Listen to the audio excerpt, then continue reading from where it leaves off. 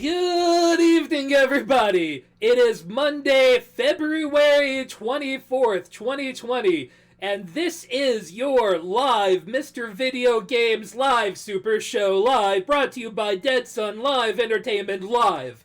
Everybody, welcome back. It's good to be here again on a Monday evening, and we're about to have a talk, me, you, everyone, about Mr. Video Games. I, of course, am Slacker Kite, your host who always does the thing. Travis, whatever the fuck you want to call me.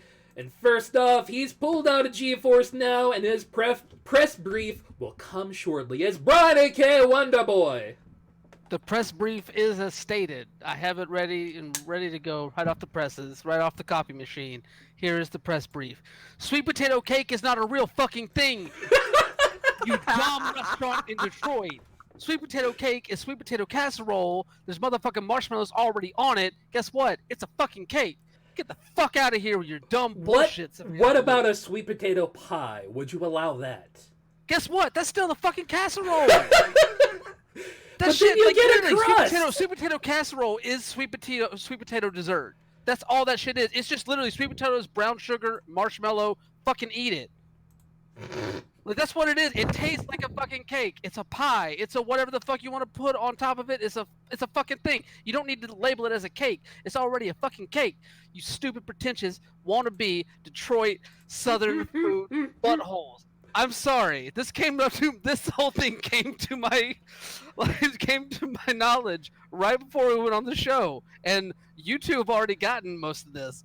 It's just bubbling up. It's cured my nausea for the day. It's made me want to like throw something, even though I don't like sweet potato casserole. I know, Southern boy that doesn't like sweet potato casserole, fucking shoot me. But at the end of the day, get the fuck out of here. Also, how the fuck you gonna have a boil without any shellfish in it? Get the fuck out of here. Fuck out of here, Savannah Blue. God damn it. Not even talking about video games yet, and I'm already fucking angry. Jesus Christ. So this is what we sound like when we're not talking about video games.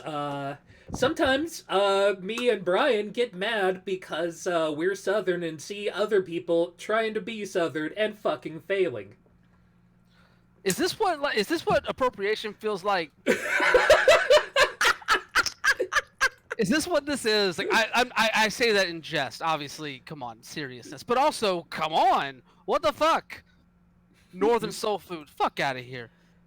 Anyway, how are y'all doing? I'm obviously doing well. Well, I should probably introduce. She's fully backwards compatible with the latest build in lost track of the metaphor, but it's Lindsay, aka Lady Merowyn. And I apologize, folks, because I'm the one that induced the rage amongst the boys tonight. I was telling them about a restaurant I suggested to a client, and yeah. No apologies. We are passionate. We are passionate about all things, video games included, but food. That's Food is right. big. You do not need to apologize. These motherfuckers who decided to make hummus out of black-eyed peas need to apologize. Out of goddamn black-eyed peas. Fuck off. Go home. You've lost. And like, that's the thing. I'm saying that as also being like, that sounds it might be good. I might try that. But also, fuck y'all. What next? Are you going to replace the collard greens with kale? Eat a dick. Jesus Christ, we've got to start off with food rants more often. We're sitting at 6 viewers and we're like 5 minutes in. For the record, I like kale. Brian, I don't know if we can be friends anymore. The best way to serve kale is to like add a little bit of coconut oil to your pan with the kale so it slides right off into the garbage. No, you're just cooking it wrong. It's real good. You need Kale's that gross. lemon and shit. I'll stick Nah, with fuck that shit. spinach. I don't need no lemon on anything except for cake. Lemon cake. There you go. That's a fucking southern thing that you could put on your fucking dessert menu instead of trying to be pompous saying you made a cake out of sweet potato. You dumb fucks. Listen, Anyway. I've had bougie ass southern, food before. It happens. You can do it. They have done it wrong, and that's the problem. Yeah, I mean that's the thing. You can do that sort of, and there's stuff on that menu that looks good. Like I'm gonna post the menu in the chat so everybody else can look at this shit, so that I'm not just yelling into the abyss with no one else seeing what I'm saying other than y'all. But yeah, it's a southern, it's a soul food menu. Of course you're gonna have fried chicken on there, and that shit's southern as fuck. That's perfectly fine. That's just a thing. Yeah, That crab every cake, southern fine, place does. whatever. Yeah, that's cool. Like you shrimp and grits. Yeah, that checks out. But don't fucking try and church it up. Like literally, like the last time somebody tried to church this shit up, we got Nashville hot chicken, and it was good for a while, and then everyone tried to make their knockoff version of it, and it got soiled. Blackened That's what happens shrimp with this farro gumbo. What the fuck? Why are you putting farro in here? What is that? Who is this for? Because they want to be fancy grits. That's all that is. They want to be fancy grits. Guess what? Don't church up grits. You put some cheese and some ketchup in that shit, and you fucking eat it with catfish like every fucking normal person in the world. God damn. You had it right with, you got fucking fried catfish on here, fried chicken, barbecue ribs. Sure, fine. And no, you put kale. You put kale with your barbecue ribs. The fuck? You put collard. Can you make sweet potato cake in fucking Cook Serve Delicious 3? No, you can't, because it's not a real fucking meal. There, I titled it a video game. Back on brand. What's up? Mr. Video Game / Southern Cooking Critique Hour here. So you guys done anything over the last week? I know I haven't. I watched Parasite again. That was pretty cool. I started playing Observation because, I didn't get enough of No Code and Evolver working together with Stories Untold. What is an observation? Observation is probably one of the more ambitious games I've played lately. Instead of being like a player character, as in you're a person, you're an AI on essentially it's like the ISS. That something has gone sideways and we don't know what. You as an AI have a corrupted memory, so you don't know what the fuck's going on. Your first point of contact is one crew member. She can't reach anybody else. She can't reach Houston. And so between the two of you, you got to figure out what the fuck happened. And it's awesome. I love it. Oh, I have totally put the OBS on the wrong capture window. Look at that. That's neat. I've never seen that before. Captureception. Well, that's a good-looking thing right there. Let's maybe move this to another fucking window, because that was totally what I meant to capture. I'm sorry to have ruined your spiel about observation, because... It's all good.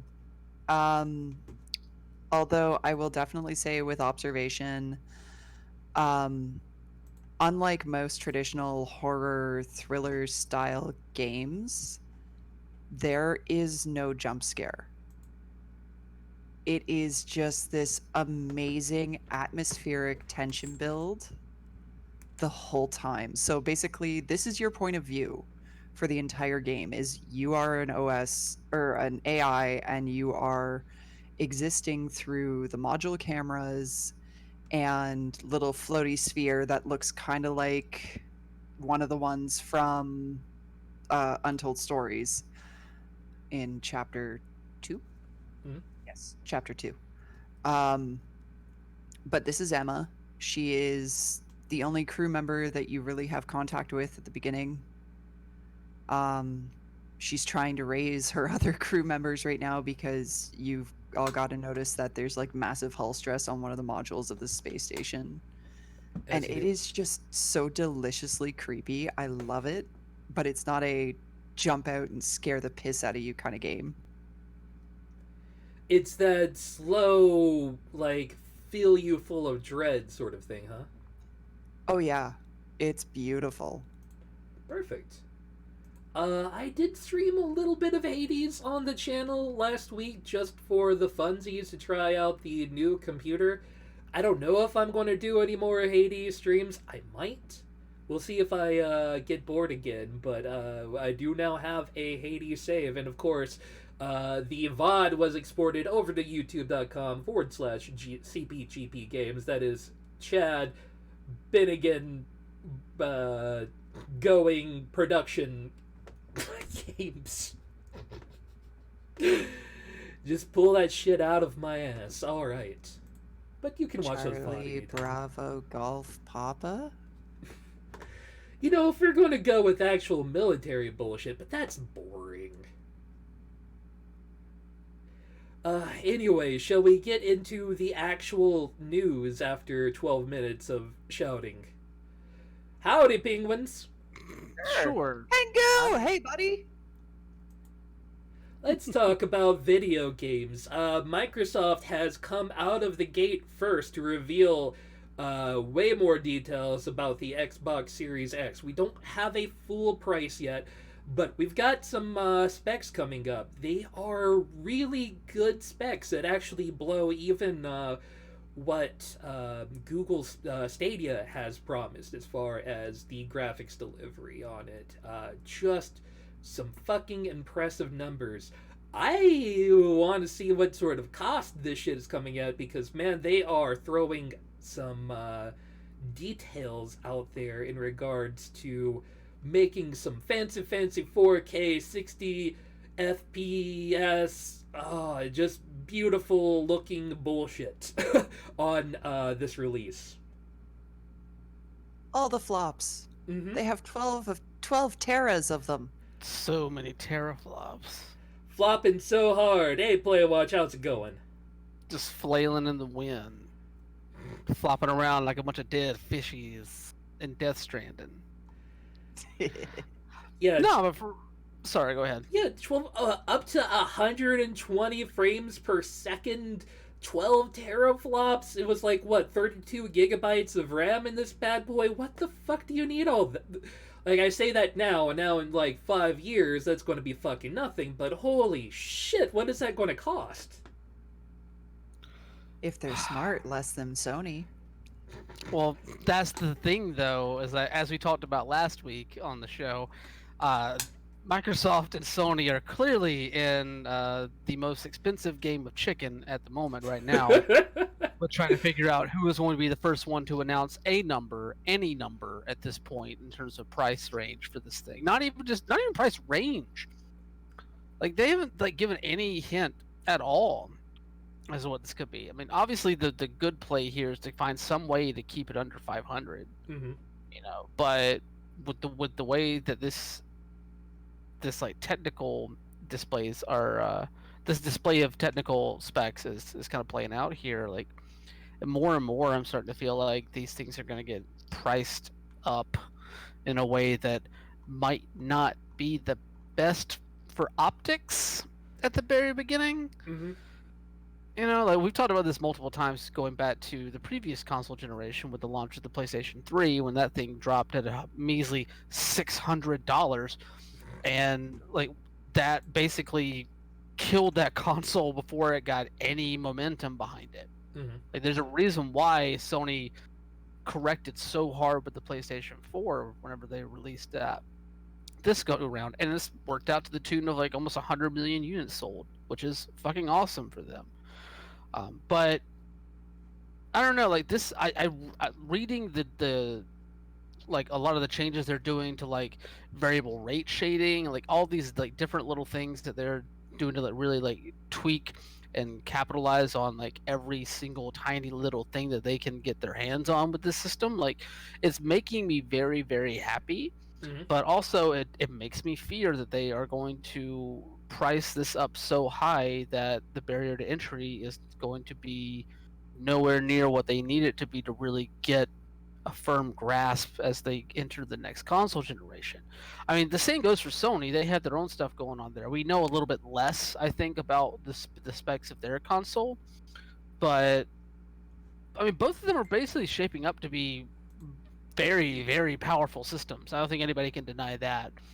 But Phil Spencer has been a bit more transparent about some other stuff going around the system instead of just like the technical specs of it that I think might put Microsoft a little bit above Sony, or at least I don't know. I'm sure we'll get to it at some point here, but like they're definitely implementing some policies with their system that make it a lot more attractive than what Sony has put out there so far. Yeah, fuck it. Let's drop into that because there was more to the announcement, and thank you, Sumit Sarkar from Polygon, for this article as well. That, hey, we get to reference all of your hard work, and we can just talk about everything going on in the post, as well as revealing more information about this. They have promised smart delivery.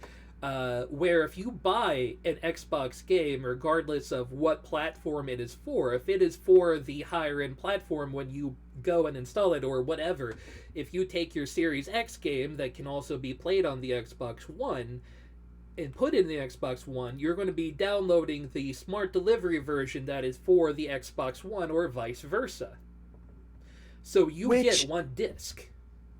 Fucking finally. Because this has been something I've bitched about for years, where I'm sick and tired of having to buy the same game multiple times for newer consoles. The fact that they are setting this up so that way, hey, I buy this game that comes out before the Xbox or the Series X, and I want to play it on my Series X when I finally get it. Guess what? If the publisher has enabled that option, then yes, you can. Your Xbox One game will allow you to play for Series X, and I just found an article where it says that CD Projekt Red is going to be taking advantage of this with Cyberpunk.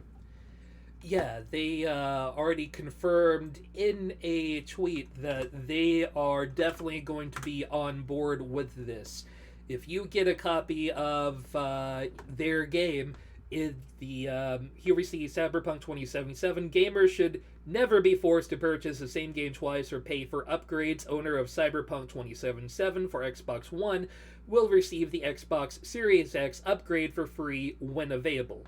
Now, that is not saying it will be available out of the gate once, the console goes live, but it will be ready once they have it ready for you. So, it's neat. It's about fucking time.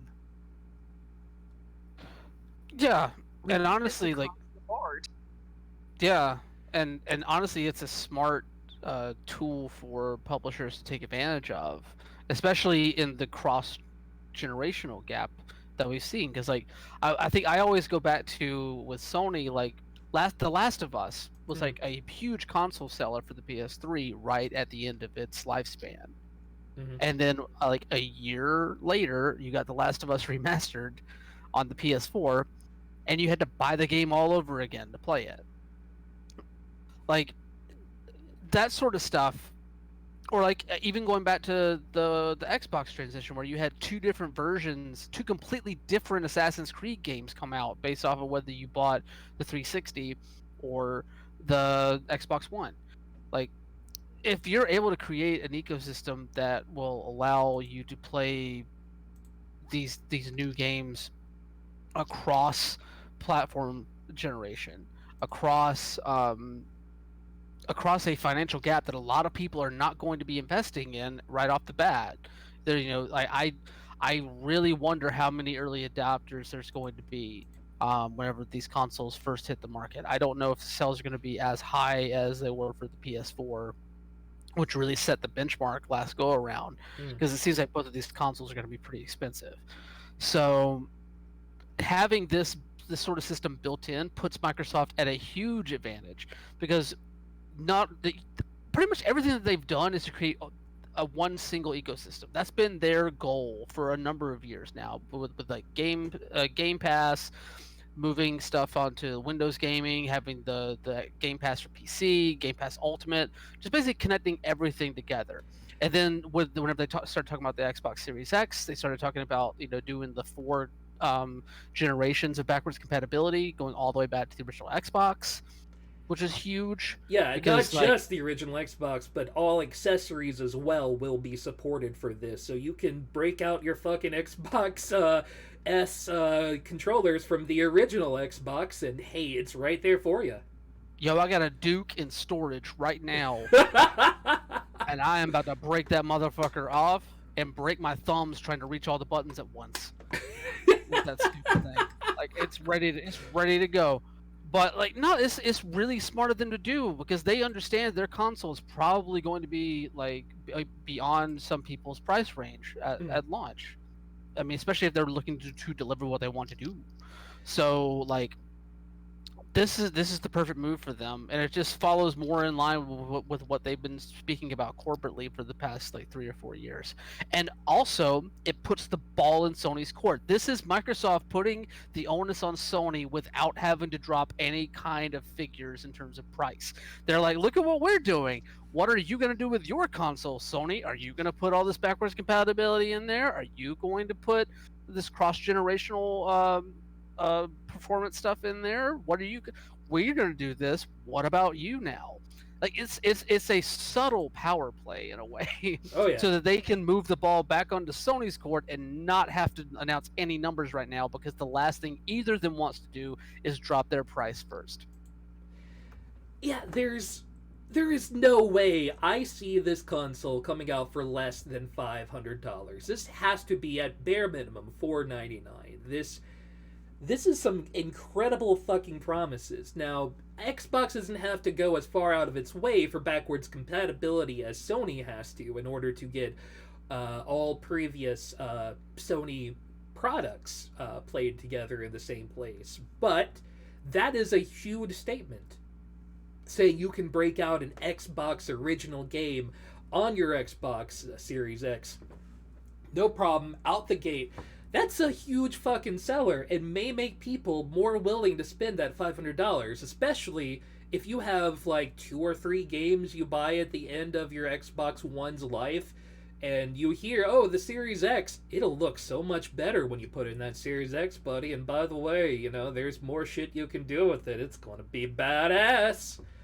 That's going to make it way easier for people to not just enter into that ecosystem, but to continue to upgrade into it once they have hit the amount of money they need. This may not sell as many consoles year 1, but year 2, year 3, this should be good. Thank you for the subscription, Ghost. Or subscription, whatever, Follow words. I know how to use brain words.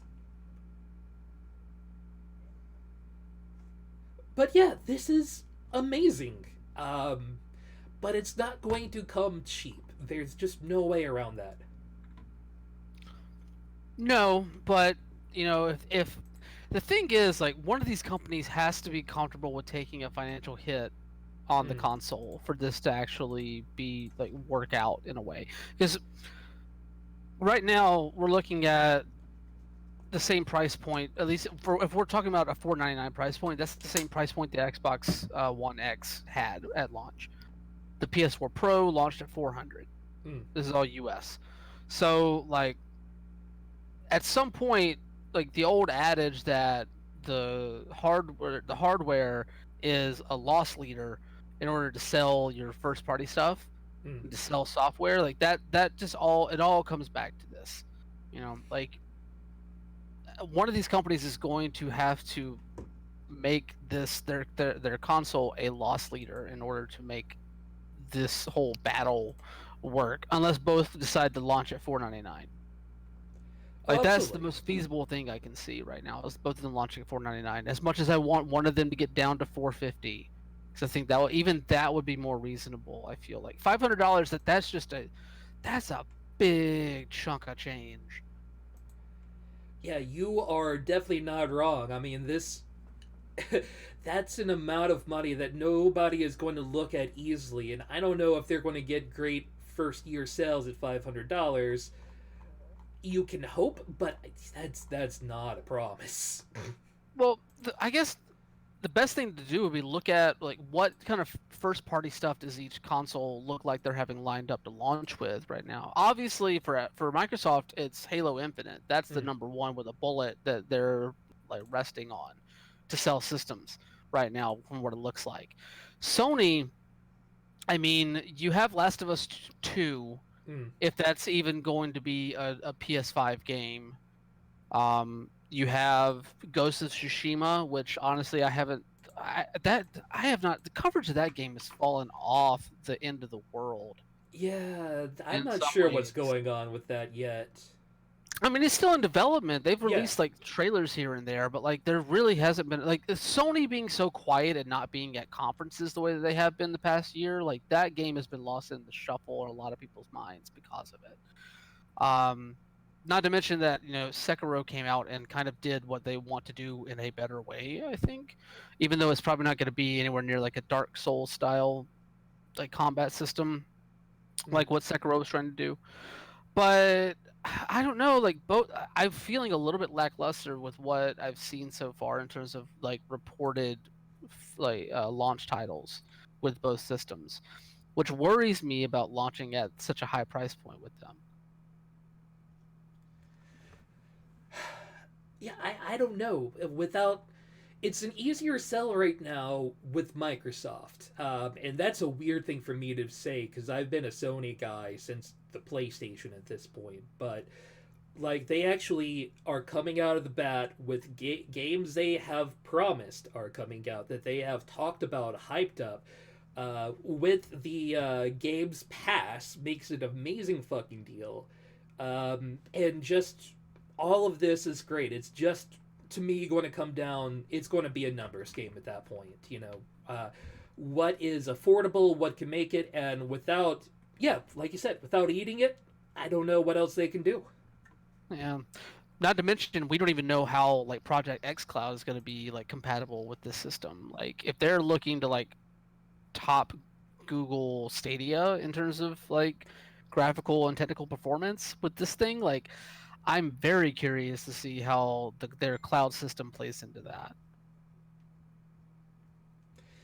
And it'll be interesting, especially with that, because if they can put out with the xCloud, say the xCloud is X amount of dollars per month, you don't have to even put in for the Series X.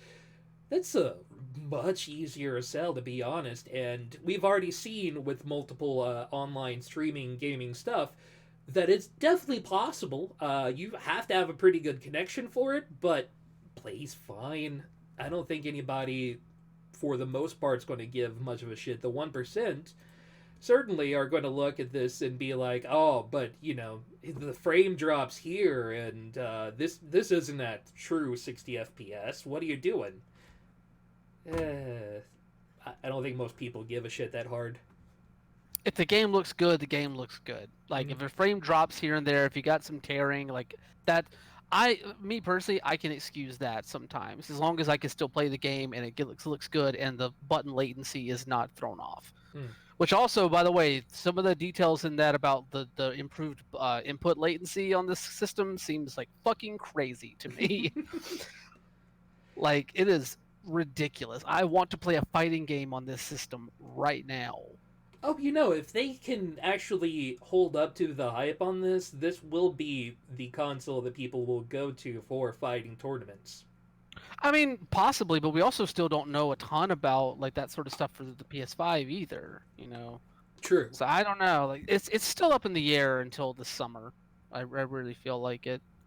The thing is like, as far as Project xCloud goes, I can see Microsoft ending up doing this better than Google did for the simple fact that they're not rushing it. By way of which console is going to be better, I mean, everything I'm seeing is just throwing me right at it's going to be Microsoft.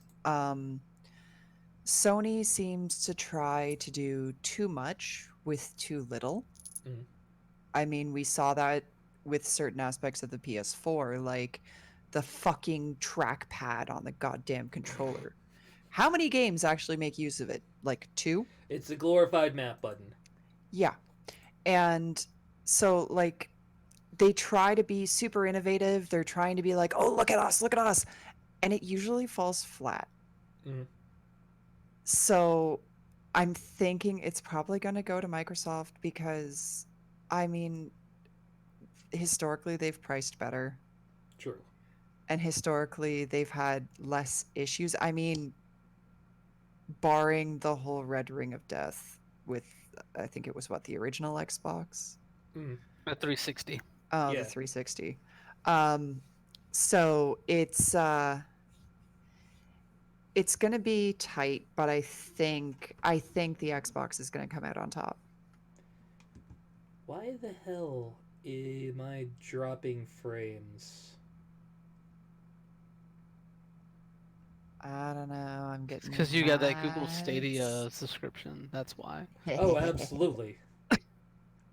Guys, are we looking bad here on the show, or There's a little bit of freezing up. I mean, who really cares if we're freezing? This is a show where the visuals don't matter that much. As long as the audio's fine, I don't really think that's a huge problem. I was Okay. getting some buffering, but after you refresh, it seems to be. All right, good, good. I do worry about that shit sometimes. Cool. I think we're good now. Okay, yeah, the we are back in the green. Thank you, Spectrum, for that delightful hiccup. Hooray! Fuck the internet. Anyway, this seems like a good time after all that to move on to our next story here. Let's talk about Activision putting some heat onto Reddit, and they have and thank you, Brandon Sinclair from our favorite place, GameIndustry.biz, for the article. They have put in a request to Reddit and gotten a court order for Reddit to give away the information on the person that posted screenshots from Call of Duty Warzone that could potentially be a battle royale image of a crash helicopter in an urban setting.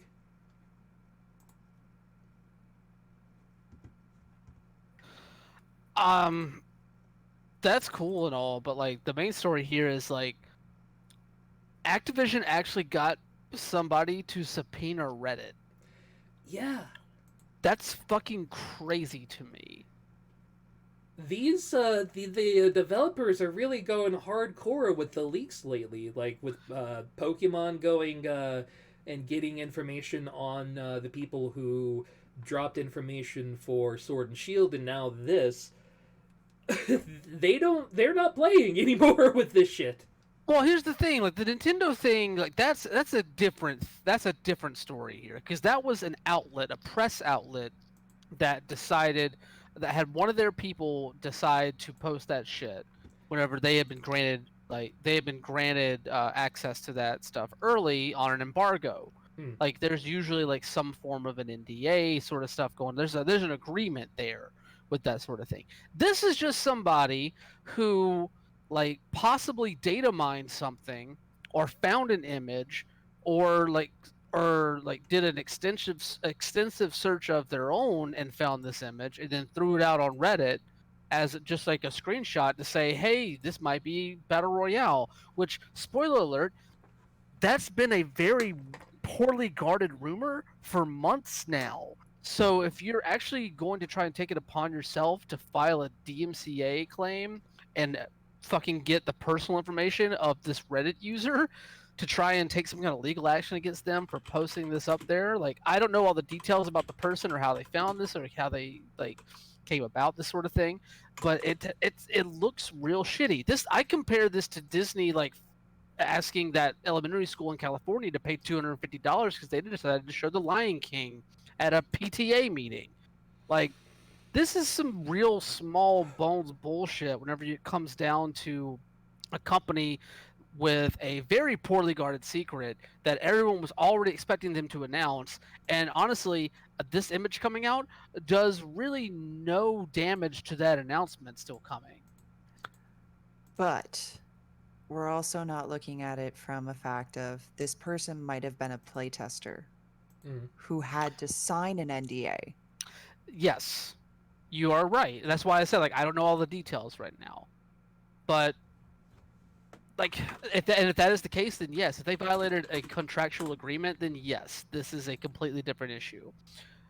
Right now, where this stands, considering that a lot of the stuff that's been leaked about this Battle Royale mode or whatever Call of Duty Warzone is going to be, like, a lot of it has come from data mining, and that isn't something that you really pursue as a punishable crime in this sort of thing.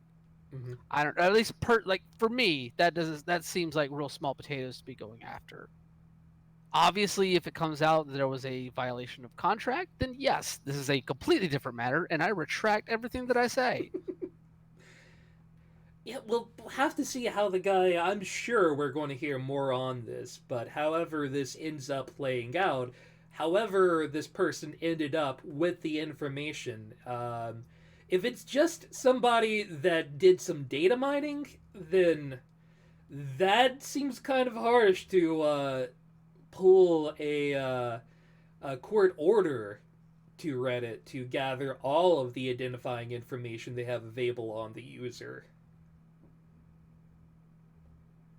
Yeah, it's a little creepy that, like, even our online presences are being monitored that closely. But, I mean, like I said, there is a possibility this person could have been a playtester. Like, I'm signed up for the Ubisoft Play Lab, which is because I live so close to Toronto, and there's an Ubi Toronto office. They actually put out an offer of, hey, do you guys want to playtest? And even before I can click, yes, I'm interested, in the email they send me saying, hey, look, there's a playtest. Would you be possibly interested in this? There is like a 10-page legal document that you have to agree to. And then even after agreeing to that, you may or may not be selected.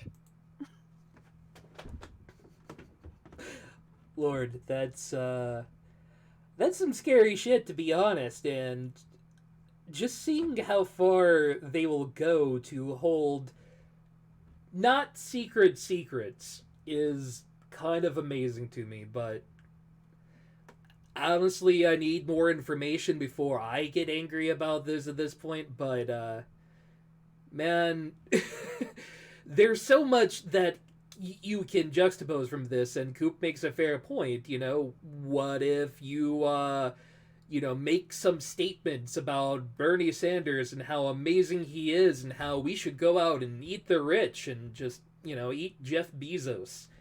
And somebody's like, hey, let's just gather all of your information for, these very charged political statements. And like, well, I didn't really mean all the hyperbolic. This was being hyperbolic.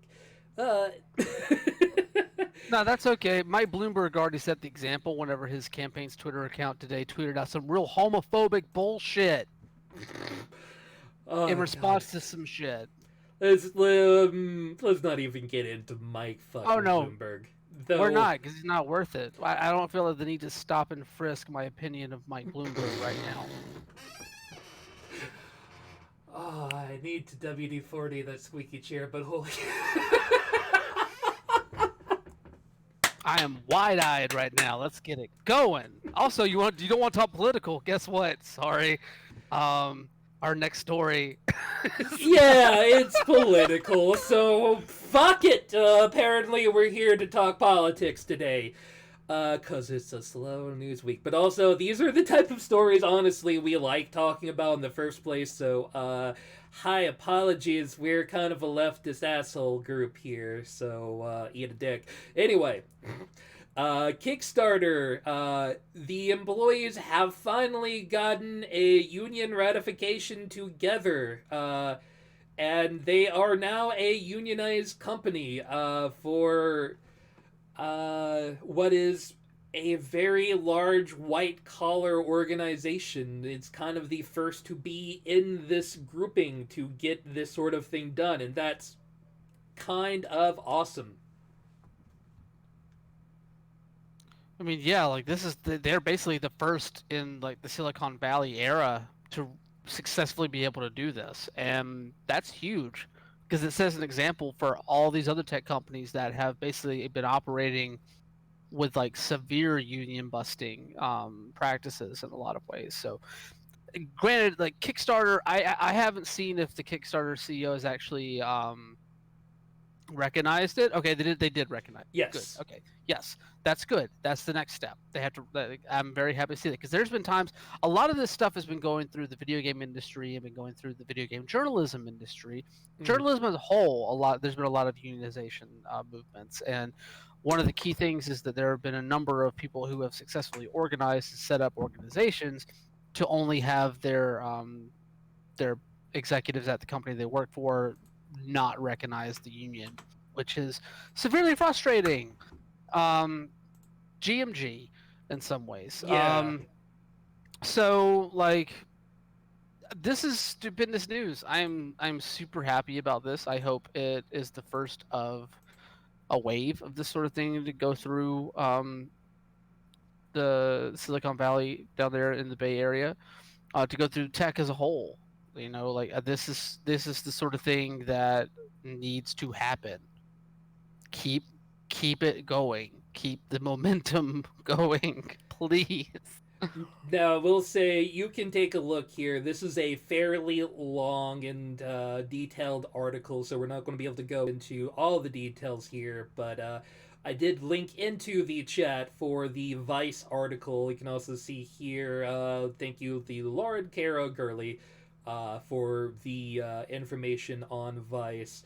And from everything I've read, the employees at Kickstarter are fucking stoked over this, and completely understandable that the company is willing to recognize and act accordingly with their wishes. So this is kind of huge. Yeah, especially considering how resistant the company was whenever the idea of unionization first started getting kicked around last year. Like they were very, very anti-union when that sort of stuff started getting bandied about. So very happy to see this them recognize that they needed to change their position on these sort of. Yeah, and these are the sort of steps you're going to need to start seeing, especially high-profile companies like Kickstarter, before you're really going to see, you know, your game industry, your journalism unions to really be recognized by their parent companies. Most definitely. And I think, like, from your guys' response, I want to say, like, hey, Kickstarter employees, on behalf of all of us here at the Mr. Video Game Super Show, we salute you. Keep rocking this. Keep rocking this. Like, spread the word. Keep pushing it. Maybe we'll start seeing it pop up in the other industries where it desperately needs to be brought. Absolutely. So there is for everybody your politics of the day, but oh wait. We're not gonna end politics talking. We'll get back to it eventually, but let's talk about our next item on the list. We were talking about streaming earlier. So show of hands, how many of you hadn't heard until GeForce Now, until publishers pulled out when it went live out of beta this week? I actually knew about GeForce Now before all of this happened. I had no idea, and interestingly, a lot of the people that I've seen cover this also weren't aware this fucking existed. So that's kind of fascinating to me. I am not surprised, honestly. I had no clue, neither did Playwatch. We were both sitting here going, the fuck is GeForce Now? And we flipped it like, oh, This is a thing. It's telling that the only person on the show that actually that covers like this sort of like minutia on a fairly daily basis is the only one who's ever heard of this, because that's the only way you would have. Because Nvidia was terrible about getting the word out about GeForce Now. That's a whole other thing though. That's just Nvidia. I don't know what was going on with the marketing around this thing. That being said, it's actually a really good service, outside of the fact that all of these publishers are pulling their shit out of the system now. Yeah, from everything I have read so far, it's a really well put together service. The games, they are your games, basically. If you bought Wolfenstein Youngblood, let's say for some fucking reason you bought that game, you bought it on Steam and you want to play it on GeForce Now, you don't have to buy the game again. You can stream your game from whatever potato device that you want to stream it from, and you are playing your game. So you have, as long as you are in GeForce Now, that amount of control. Of course, companies want a larger share of that pie than what they're getting. So Activision Blizzard and Bethesda both have pulled out basically the lot of their games. A whole lot of, I believe, Assassin's Creed games were pulled out, and Modern Warfare and all that shit. So, yeah, just a whole lot of companies have either pulled out or are saying they are planning to pull out of this point at this point, unless they get a slightly higher chunk of the pie from this streaming service. They are seeing the dollar signs and want it for themselves, despite the fact that people have bought the game. Here's the thing. Here's the interesting thing, though, because like the GeForce Now is not a storefront per se. It's not like Steam or the Epic Game Store where you automatically have a price revenue sharing model built into it that you can critique and bitch about and that sort of thing, and decide which platform you want to sell your game on because of that revenue split. GeForce Now, like it really is just a system that allows you to play, like you said before, it's a system that allows you to play games that you already own on whenever you don't have the hardware to run it. You know, it's basically just Google Stadia without a storefront built into it. And so that's where I'm really thrown off as to the reasoning for these companies pulling out, because GeForce Now, there's not a traditional revenue split going on there. Right. So like, what piece of the financial pie could they honestly be like arguing about? Maybe like a licensing thing, like being able to have their games played on that system. Even though it's just so odd and such a, I don't know, it's a very strange argument, especially whenever you get into like Nvidia's like comments about the situation, because Bethesda's not the first company to pull out of the system. And we saw last week Activision Blizzard pulled their games from the GeForce Now, and like Nvidia chalked it up as a misunderstanding. I think the reason why you've got these companies pulling out, because you notice that it is like the super money hungry ones, is because while right now in GeForce Now has a tiered system, it's a subscription service. Their free one limits you to an hour of playtime per session. So something tells me with the way the tiers of the subscriptions are going, these companies are going, but now you're making money off of our game. And Kelverin does mention in the chat that according to Reddit, there may be some issues about commercial licensing for this that the companies are looking for before they will put their games upon the NVIDIA platform on the for realsies, rather than just when they were in beta. Yeah, and see, that makes sense. That's the only way that they could be making any kind of like financial gain from this sort of thing, is if it's a licensing deal, and that makes total sense, especially whenever. But it also is interesting because we're still in that moment of all of the major publishers wanting you to purchase and or play their games through their own proprietary um, platforms.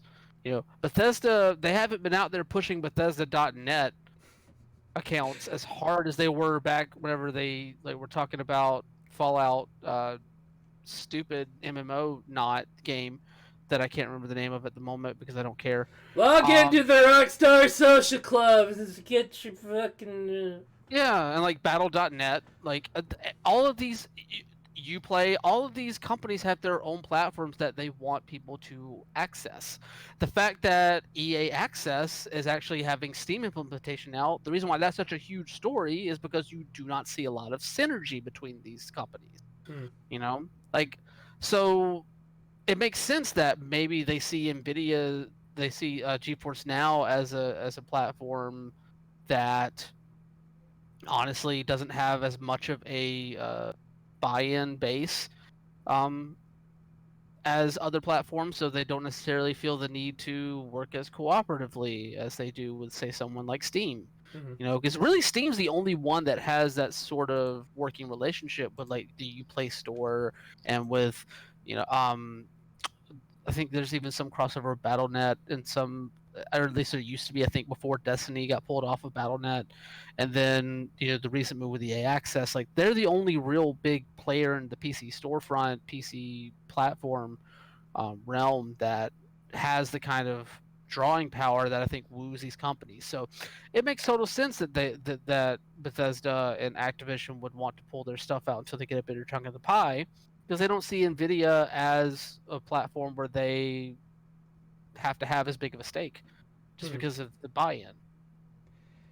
Yeah, I mean, less people are using this. They're not getting anything for their platforms. They're not going to get cross sells out of it. So, I mean, I understand the why, but also it just kind of sucks because this is a decent idea. I would love to see a program like GeForce Now really function, especially with the number of potato computers I've owned in my life that, you know, this is maybe all I have today. So hey, let's have fun on our potato today. Yeah, and I completely agree with you. I'm not saying all of that to say that that's how the situation should be. I think it's real shitty because I think that this has the potential to be a very good service that a lot of people would purchase more like high performance games to play if they had a service like this to be able to actually play them. I know I would. I Oh, yeah. would love to buy more stuff for my PC. My PC won't run that shit. Like So half the reason I'm such a huge indie gaming nerd is because I've always had potatoes. So hey, this is what I can play when you're talking PC games. exactly. I'm So in the same boat. Like, I play a lot of indie games because my computer can't support them. And some of the bigger games that somehow run on my computer, I have flat out been told by my nerd friends that there is no possible way this should be able to. How are you playing this? Very Like, slowly. apparently GTA 5 should not be able to run on a 1030 graphics card. Mm. ooh. But I'm very it curious to see does. how that looks. It actually it looks and runs fine. Like, I have no issues with it. Yeah, I have definitely played a whole lot of games that should not work on some really bad computers. Did I run at 5 to 10 frames per second? Yes. Did I mind? Not really. It's like how I managed to play WoW on a computer that was running the first edition of Vista and a gig of RAM. Yeah, no, Yes, that was shipped. I can agree with Kelvin a bit that NVIDIA should probably be a bit more on top of these things as well. And the fact that their marketing has been so slapshod that nobody's fucking heard of it, that, I mean, NVIDIA's a big company. If they want people to know about their shit, they're going to fucking know about it. So, I don't think they have a whole lot of dice in this game. To be honest with you, I don't think if this experiment fails, I don't think they're out a lot. I mean, no, but honestly, I think the service will continue on whether they get these companies back or not. I think that there still will be plenty of companies that will have games that would be able to take advantage of this service and that would I think would be perfectly willing to stay on there, you know? Mhm. Yeah. I also think they might actually end up out because they have done some pretty heavy partnerships for hardware, True. like by way of their peripherals. Mhm. They've got routers, gamepads that they've partnered with some pretty major companies for. Oh yeah, they've done some heavy cross promotion before, so this isn't exactly new territory for Nvidia. No, Yeah. not to mention the fact that Nvidia actually has produced their own like streaming box, a la like the Amazon Fire Cube Oh, sort of thing, that actually it actually has GeForce Now compatibility built into it. So you actually have a streaming box that you can hook up to your TV and actually have like a lot of media as well as GeForce Now built into it. So it basically it acts sort of like a hub like in nice. that way. So like there are advantages to this. Now that streaming box does carry a bit more of a price tag than some of the other ones. It's not going to Hmm. be as much. It's going to be more expensive than your Amazon Fire Stick or something like that, obviously. But like they've set themselves up to succeed in a way. It's just a matter of like, are they going to be able to woo these larger companies back? If they can, that's awesome. If they can't, I think they still have enough to stand on right now. I don't think that this is in the dire straits at the moment. Fair. Yeah. Like I'm flipping through their partnered hardware right now, and these are big names. Hmm. Like for their routers, they've got Razer, they have Amplify, they also have TP-Link. They're bringing in D-Link soon. For their gamepads, they've got Razer and SteelSeries. These are really big partnerships. I For mean, sure. Nvidia has a scratch to pull this sort of thing off. Hmm. You know, Oh, most definitely. Anyway, moving on to we're basically going to start covering updates to stories we've talked about previously. And we've talked about the Riot Games lawsuit a lot. And this continues to get more and more interesting. After the recent revelation that the people in this lawsuit are probably getting dramatically underpaid from this, the lawyers have taken on new counsel for this case, so they're going to go back and look at this again with the new lawyers in place to take a look at this larger potential settlement that California is talking about. And of course, Riot doesn't believe that this is important at all. Who is surprised? not me. Not me at all. Like honestly, like $10 million seemed like kind of a raw deal to begin with before I even heard about the other state agencies and doing their own investigations into this sort of thing. Mm. So this makes total sense, especially after they came out and basically said that they were probably entitled more to like around 400 million as opposed to 10 million in terms of the damages from this class action lawsuit from their time at Riot. Of course, Riot is going to come out and say, you know, deny, deny, deny. Like that's just the game plan always with a corporate company like that. So no surprises there. Obviously, this just means that the fight's going to continue. That ruling that was set up to basically have a judge rule on the validity of the settlement deal has been postponed indefinitely. So who knows how long this is going to take to actually come to a final conclusion. But it is very telling who the plaintiffs hired as their new counsel. Oh, That would be one Jeannie Harrison, who is best known for bringing the case against the Weinstein Company oh! after the Me Too I movement did not know sort of that. started. Yes, they got a heavy hitter. A heavy hitter. in the park, especially after today's news of Harvey Weinstein getting Yeah. convicted. So yeah, Woohoo! this is going to be a fucking heavyweight fight, is what this is Absolutely. going to be now. And I So love especially considering you still have those two agencies are still conducting their investigations of Riot themselves. So who knows? love this line from the article. Riot also described the $400 million figure proposed by the DFEH as outrageous and said that any arguments put forward in favor of some can simply not be made in good faith. Because government agents make bad faith arguments all the goddamn time for no good reason. Yeah. You can say they make asshole statements all the time for no good reason, but bad faith. Oh no. Well, I mean, it depends on who you're talking about in terms of the government. But Fair. also, this is not one of those cases. Like, it's the state of California we're talking about here. Mhm. Like, I have a little bit more faith in the state of California. All right, as well, the coronavirus is not just ruining the number of games that get shipped, but also your cons at this point.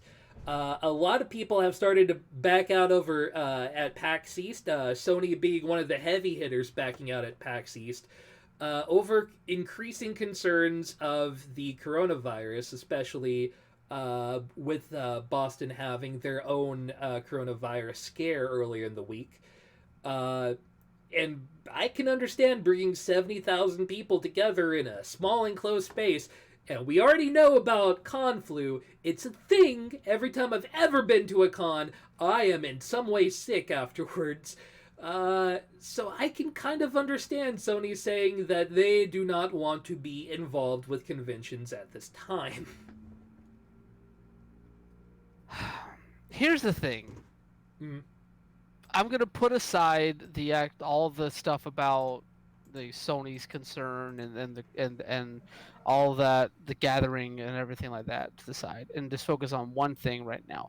There's been one reported case of coronavirus in Boston. One. Oh, that yeah. person has been sequestered. They've been quarantined, and all of their people they have been in contact with since returning to Boston are under close monitoring for symptoms. This shit's under control for right now. Mhm. It's on lock. I understand that this is a pretty, like, I'm not saying that Sony is using this as an excuse to not go to PAX, Mhm. but It's a PR think- move more than anything, because you're entirely correct. The concerns over coronavirus presently in America are way overblown. Like, seeing people in the airports wearing the masks, I've never seen them outside of Asia. Suddenly, I go traveling and I see dozens of people wearing face masks at this point for a disease that has such a low count in America insofar.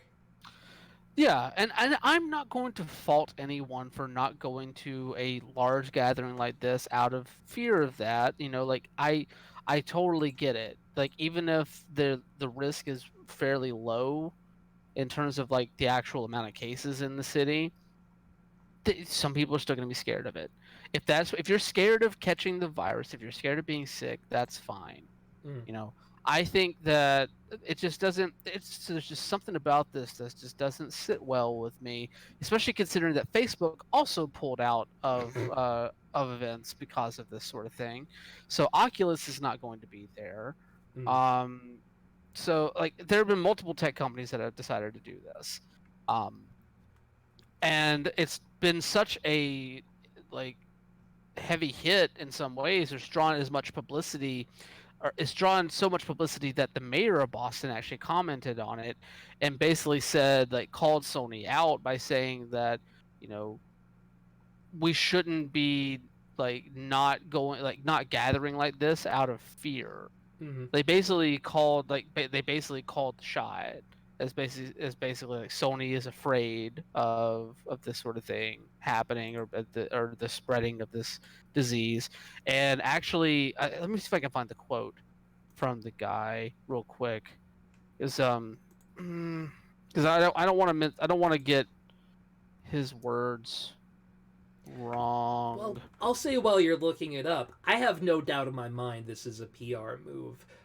The concern that I imagine Sony, Facebook, and other tech companies presently have is what if there is a outbreak, even if it's in the single digits, as it probably would be if it took place at the convention center. Suddenly, their name is in the news. Virus spread amongst people going to see the new PlayStation. Okay, I have the here. Okay. Basically, Boston Mayor Marty Walsh basically looked at he referred to a lot of the misinformation and a lot of the anti-Chinese racial sentiment that has been going around since the coronavirus became a thing. Saying these fears reinforce harmful stereotypes that generations of Asians have worked hard to dismantle. They trigger our worst impulses to view entire groups of people with suspicion, to close ourselves off, and to miss out on the opportunities and connections our global city provides. Boston is united in our efforts to dispel these harmful and misguided fears. I get the argument. I really do, because a lot of the backlash to the coronavirus stuff in the States has been directed at Asian communities. It's not been directed at the virus itself. Right. So I totally understand that sort of thing. And I understand being saying like we have this under control because they do have it under control right now. The only confirmed case is in quarantine. At the same time though, there's some I don't know if that racial sentiment really played into Sony's decision in some ways. Like in a lot of people's fears, yeah, you can compare this to the MSG fear outbreak of the 80s as far as people and their concerns over it. But as far as, I would say, a company doing it, I don't really feel like this is racially motivated for the company itself. Could be wrong, but that's my view anyway. I think it's just another excuse. Like, they pulled out of E3 because, you know, they want to do their own thing. So, of course, they're going to pull out of PAX.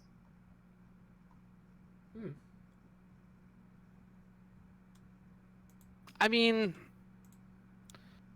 the thing about them pulling out of PAX, though, is that, and I've seen other people argue this online, is that PAX was really the best chance for Sony to speak directly with fans on like a ground level about the PS5. I don't know about that. I'm not saying I agree with it, but like there is some validity to that because like PAX is very, very fan facing, and like it's basically the best conference in the States for fans of video games to interact with developers and publishers, and for publishers to be able to get their messaging out in that way to fans. So like I get that argument. I don't necessarily support it wholeheartedly because I think we've established since the launch of the PS4 or the announcement of the PS4 even that Sony is perfectly fine using their own platforms and their own streaming capabilities to reach out to people and to talk about their stuff. They don't need to have it directly in front of people whenever they're talking about it. Especially considering that they're not going to E3 again this year. So I don't know how much I don't put as much stake in that argument. I've seen that one thrown out there, so I just wanted to put that out there as well because it could be a possibility. I don't think it's a good possibility, but it's a possibility nonetheless. I mean, yeah, there might be a bit of that caked into it, but I just have trouble really seeing that is the way they want to go. Clearly, Sony wants to put it in front of as many eyes as they humanly can. Whether the venue is appropriate or not to them, I don't know, but you know, clearly I'm not a Sony spokesman, so I can't fucking know what's going through their brain on this, but at the same time, it doesn't seem to make a whole lot of sense on a sale level of, hey, we want to only show this off at a very specific given time, so we can hold all of the glory directly and all that. That's, I don't know, can't really see it as a winning strategy, but hey, Sony's done some dumb shit in the past, so I don't take cards off the table for what they want. Thank you, phone. I don't know who's trying to call me, but fuck off. Yeah, I think that argument kind of plays more into them pulling out a GDC, honestly, because that's the conference where you're going to be in front of developers, and you have a chance to have like closed door meetings with developers about the infrastructure of what the PS5 is going to do and how developers can mess around with it, and that sort of thing. So that is, I think, the more telling thing when it comes to getting their product in front of the people that need it, that it needs to be in front of. Which that's the other conference. That's the one that Facebook pulled out of. They were never going to PAX. Facebook pulled out of GDC also. Oh, gotcha. So yeah, so that's where that comes from. I have a theory, and What you it's got? out there. Is it a game theory? Really out there. It might be. What if Sony has been so close-lipped and about the PS5 and has been pulling out of all these conferences because in fact they're pulling an Anthem and they don't know. I mean, yet again, entirely possible, because the only reason I say that, now, clearly at this point in the lifespan of developing a console, they have to have the specs ready, right? There is no way in under a year you can prepare to ship the amount of consoles Sony wants to ship with the stuff they have. So the specs, who knows? But there is always the fact that they haven't announced a price range yet. They haven't announced anything remotely final. We can probably expect that within the upcoming months here because, hey, people need to prep and know what the fuck they're looking forward to as far as a holiday season. For a big sale like this, you gotta have a really fucking huge push. But if there are always chances that maybe they're not ready for some side things, right? For instance, in that being Xbox is going to go big with their cloud service. Likely once the as a sideline for that. So maybe Sony is looking into some sort of online or other strategy that on top of the PlayStation 5 they're already putting out, and maybe they aren't sure about that until they see more information and don't want to give away information. It's a possibility. I don't think it likely, but yet again, Sony has done some really weird fucking shit with their sales. You look at Microsoft, you can usually tell what the hell they are planning, and they are fairly straightforward with their stuff and release. Sony does tend to play it a little closer to the chest with some moves that I would not have done myself. But hey, they have been console leader for multiple generations, going back decades now. So maybe I don't know shit about what I'm talking about.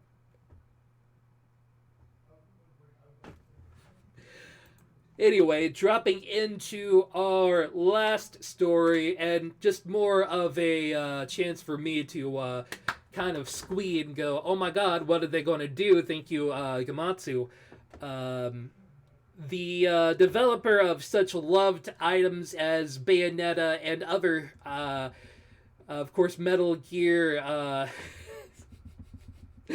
My brain doesn't even want to come up with the word that revengeance. It doesn't want to believe that's a word that they actually used in my head. But anyway, Platinum Studios. That word is great. How dare. It is so good. Has had the Platinum 4 thing going on, and they do have the Mighty Number 101 Kickstarter going presently. And that's gone really fucking well for them so far. So they've already built the hype. So what are they coming out with as the part 2 for this? They are going to have some information that will be coming out likely on the February 27th issue of Famitsu. Famitsu still fucking huge in Japan. Platinum Games is huge in Japan. It only makes sense that if they have a bombshell, that it would come out in Famitsu. I am super curious about what this could be. Not necessarily because I absolutely want to play it, but just because like Platinum is a company that can go one of two very different directions with what they True. do. You know, this could be another like junky license game, or it could be another fucking like Nier Automata.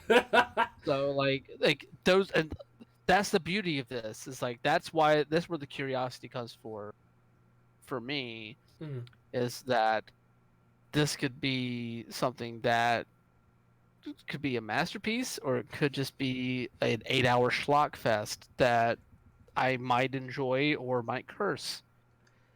Yeah, Platinum is such a quirky development company that makes so much weird shit, and even their schlock they put heart and soul into. So, Except for that Ninja Turtles game. That Ninja Turtles game was crap.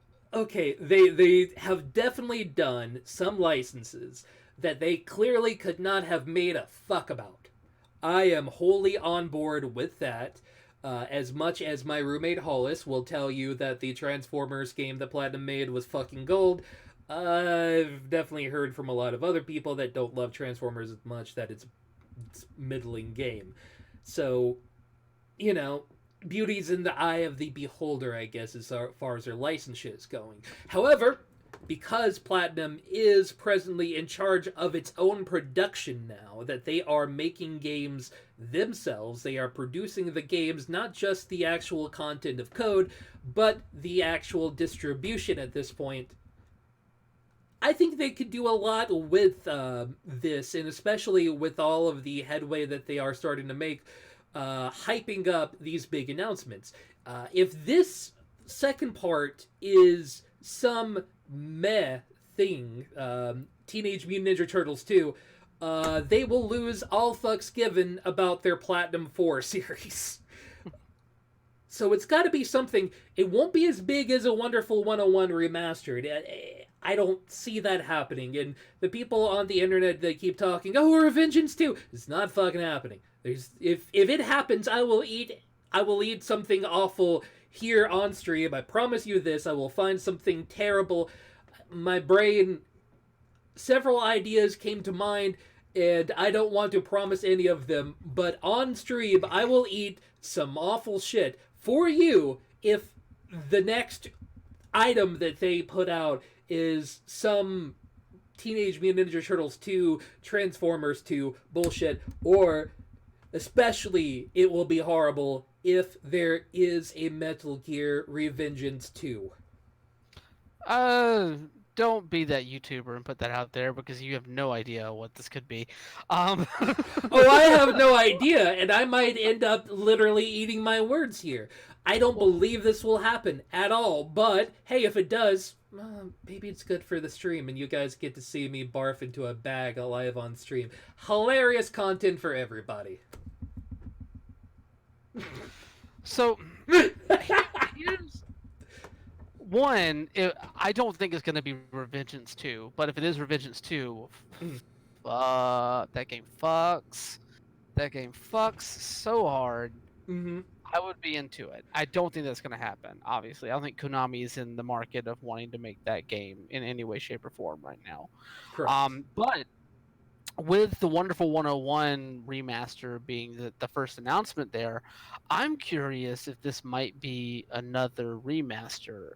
And looking at their library of stuff, what would you think of a Mad World remastered?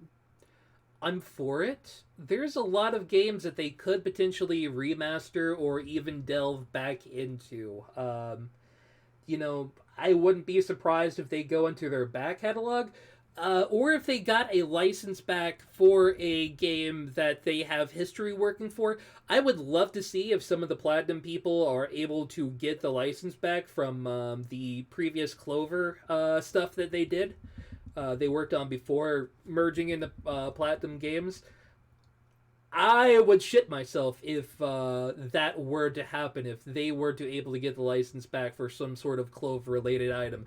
If a Beautiful Joe 3 happens, you will hear noises coming out of me that are beyond human noises, that do not exist upon the actual hearing spectrum, and your brain will melt from the inside out. Just a heads up on that. That would be pretty crazy, actually, if they were able to get the Beautiful Joe rights back and make another Beautiful Joe game. But, and just follow me this on here, what if God Hand 2? Done! It's done! Done with video games? Yes, we can end video games, because that would be the sequel to the perfect video game. Yeah, God there's... Hand 2.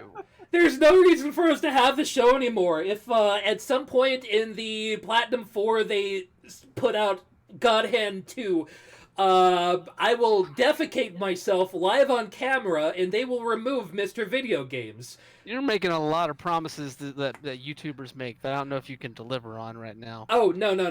I am not saying I will do this of my own volition. I am saying that my body will force me to defecate on camera in a way that is embarrassing to myself and will leave me with a world of pain for the rest of my life in memory of the fact that I shit myself so hard directly on camera. People will have this memory in their lives. I don't want that. I do not want that for you. That's horrible. Eating the food I'm fine with doing. I don't want to shit myself on camera. But it might happen. God damn it. What the fuck is our show? I'm saying that.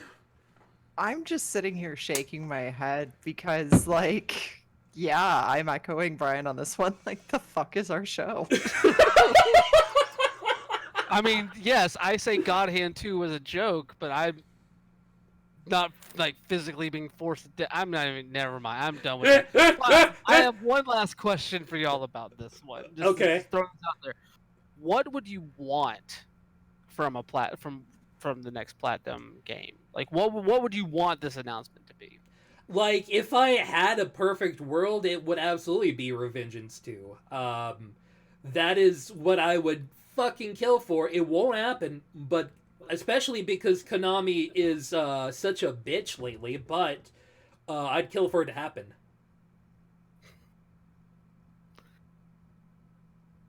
Merowyn, any thoughts? I have no idea. Like, all of this has come kind of out of left field, and I have no words. I think Trav has broken me. The leading thought is that they're going to probably end the Platinum 4 with a Bayonetta 3, which makes an amount of sense. We already know they're working on a Bayonetta 3. Yeah, Well, I mean, that game's already been announced. And Yeah. with the whole Bayonetta 3 thing, the fact that the very last paragraph in this article says that there's various information about Bayonetta 3 hidden in a 2017 trailer. They're playing the long fucking game on this one. Oh, yeah. Now, maybe Bayonetta 3 pulls some really big shit. Some huge stuff with Bayonetta 3 that becomes their part 4 because it's some huge fucking deal that they're looking to do. And it wouldn't surprise me with Bayonetta being their, like, star line of games released. Even if you haven't played, everyone knows Bayonetta. So if they wanted to do some crazy shit with Bayonetta 3 while they're on board and still working on it, it wouldn't amaze me if there was something big that they were crossing over or just making something huge out of Bayonetta 3 that would surprise all of us. Okay, here's what I want. Mhm. I want the second game they announced to be some kind of partnership with fucking Suda51. I want the third game to be some kind of partnership with Swery65. I want the fourth game to be the return of the partnership between Platinum Games and Yoko Taro, and I want a new Yoko Taro game. Those would all be bad. hype. Those would all be I want super all hype. of that. If I only get the Yoko Taro thing out of that, then I'm fine with it. But I honestly like those would be that's my dream scenario. Is that you just get they're completely free to work with who they want to work with now, Just get the fucking heavy hitters of weird, dumb shit and throw it out there. Fair. Anyway, I didn't expect this last story to go to the places it did. I thought we were just going to have a quick jokey joke section about how much me and Brian love Platinum Games, but here we are. Anyway, that was... Instead, you provided a clip of you promising to defecate on yourself live on the internet. What a wonderful, wonderful world we live in. Anyway... Video game. We, of course, end every episode of Mr. Video Games with something, someplace, some item that you look at and go, holy shit, that is video games. And we award that as our Mr. Video Games of the Week. A moment, a place, a thing, some fucking noun out there on the internet or world or whatever that you can look at and just shake your head. That is goddamn video games right there. Real quick, before you announce that the fun thing, quick note, EA has also pulled out of GDC citing virus concerns. Cool and great. Cons are going to suck this year. Yeah, you know what, Kelvin? I think you're right. I should just play that clip that Coop made. That will be our Mr. Video Games. But no, we can't be that self-referential. We can't just pull back in upon ourselves like some Ouroboros. Of course, Mr. Video Games of February 24th, 2020 is the Epic Game Store itself. Why? Because the Google trend for Epic, God, I have lost the ability to word function today.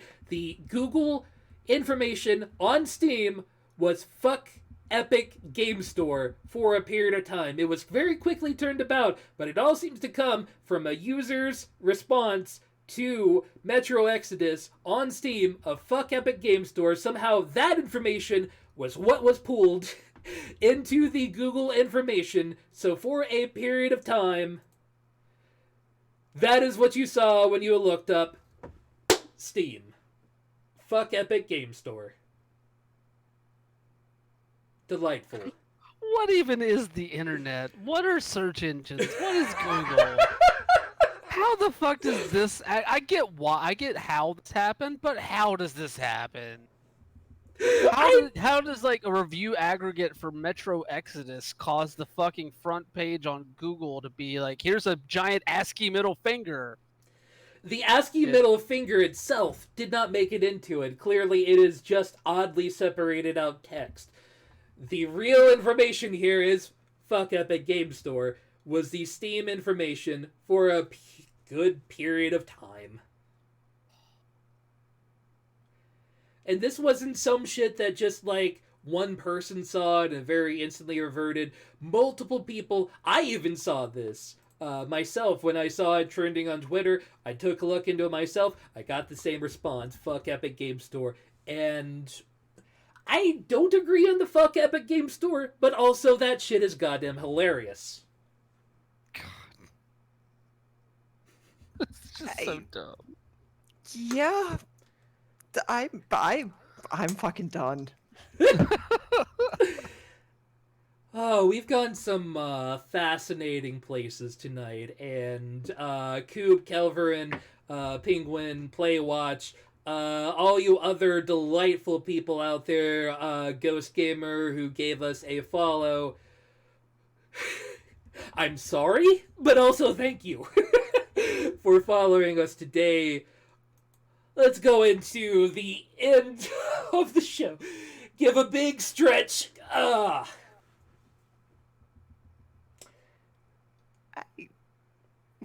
so broken. I'm so broken. I'm usually your squeaky, ragey voice of reason, and I can't even today. So I'm just gonna odd, and we're just gonna move along with that. I mean, it's very hard to reason with literal doo-doo water, so, like, I get it. Starting the episode by yelling about crawfish and then ending in literal shit is, on brand for us. So good job, everybody. Great episode We are today. Twitch's digestive system. I was gonna say, I don't know if tonight's show is a new high or a new low for us. But either way, I'm fine. Being on the tip of the zeitgeist is all that matters. Doesn't matter if the tip is pointing up or pointing down. We are on the tip of it. And here at Mr. Video Games, we promise you just the tip.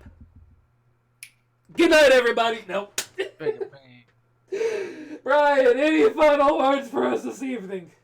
Check out my writing on outsports.com, my writing on pacemagazine.com. You can follow me on Twitter at WonderboyOTM.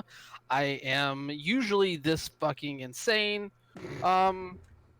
Because I don't know, I'm weird. I'm just a weird dude. Anyway, that, and then of course, if you are into pro wrestling, I do host a queer pro wrestling podcast in association with Outsports called LGBT in the Ring. New episodes of that drop every Thursday on Apple Podcasts, Spotify, wherever the hell you get your podcasts. Just search Outsports and you'll find it, and it's all good stuff there.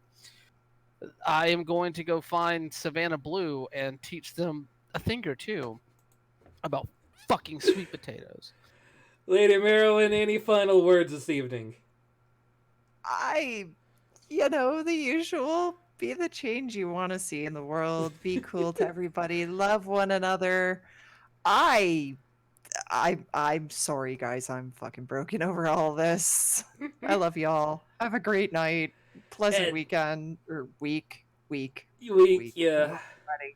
Eat the rich. Eat the rich. Oh yes, eat the rich. Fuck Mike Bloomberg. Ha! If you enjoyed the show today, of course, we have links to all of our Twitters, our YouTube, and all of that good shit in the doobly-doo down below.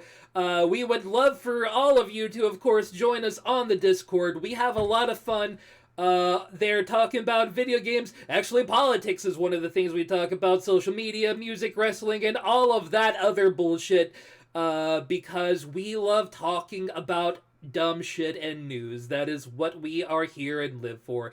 Thank you everyone so much for coming, listening in. I'm going to go eat some pizza and really think about my life choices. Thanks everybody. And have a good night. Night, guys. Bye.